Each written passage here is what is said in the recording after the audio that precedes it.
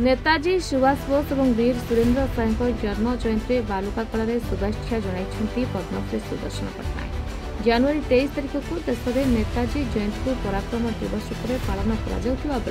अवसर में 128तम नेताजी जयंती श्रद्धांजलि ज्ञापन कर सुदर्शन 5 फुट उच्च और 8 फुट लंब एक रंगीन बालुका कला से तोड़े बसुवा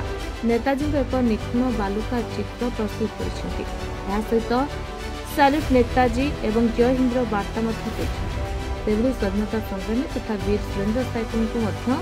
एक बालुका कला श्रद्धांजलि ज्ञापन कर वीर सुरेंद्र साय 216तम जयंती शुभेच्छा जन वीर सुरेंद्र साय अविकल बालुका चित्र प्रस्तुत कर नेताजी सुभाष बोस जी बार्थ एनिवर्सरी एवं आमर ग्रेटेस्ट फ्रीडम फाइटर वीर सुरेंद्र साय जी बार्थ एनिवर्सरी ये गोटे एमती पवित्र दिन जनवरी 23 जो थी कि दीदी जन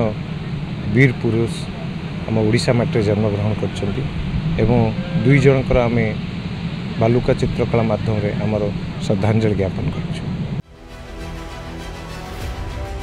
संजय महापात्र रिपोर्ट।